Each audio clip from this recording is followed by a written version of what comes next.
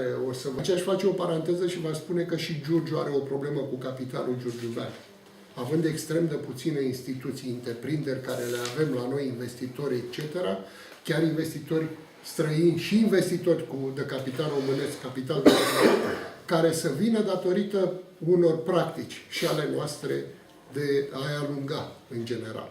Și ANAF-ul la orice instituție se duce acum, așa cum vă spuneam, e clar că în România exista corupție, există evaziune fiscală în continuare la diferite dimensiuni, dar ca ANAF să te duci pe orice agent economic, la orice dimensiune vreți dumneavoastră, în momentul ăla îi blochezi conturile, că tu ai o suspiciune de evaziune fiscală, îi blochezi conturile și îl închizi, dai dosarul la penal și mai departe îl arestează pe ăla sau ce se întâmplă, să judecă, îl condamnă. O procedură total greșită. În momentul când s-au blocat conturile, instituția e moartă. Oamenii ăia, că-s 2, că-s 5, că-s 10 pleacă acasă, ei să judecă toate activele care rămân acolo, mijloacele fixe mă refer, în 2-3 ani cât durează judecata, să alege praful de ele, și statul le bagă de 3-4 ori la licitație, că știți procedura, și nu mai ia nici 10% din datoria care eu o consider.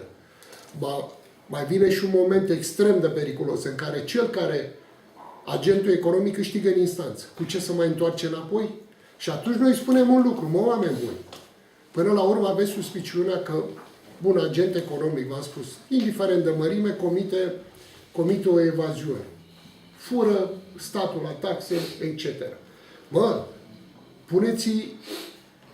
Veniți cu un proiect în care îi puneți un administrator fiscal și îl lăsați să funcționeze și dacă în instanță, sau el e de acord că el a comis o evaziune, să aibă de unde să plătească, că el dacă nu mai funcționează, nici voi nu mai luați, și ăsta exemplu general, din toate exemplele n-au reușit să mai scoată banii. Lăsați-l să funcționeze, să poată să vă plătească datoria aia.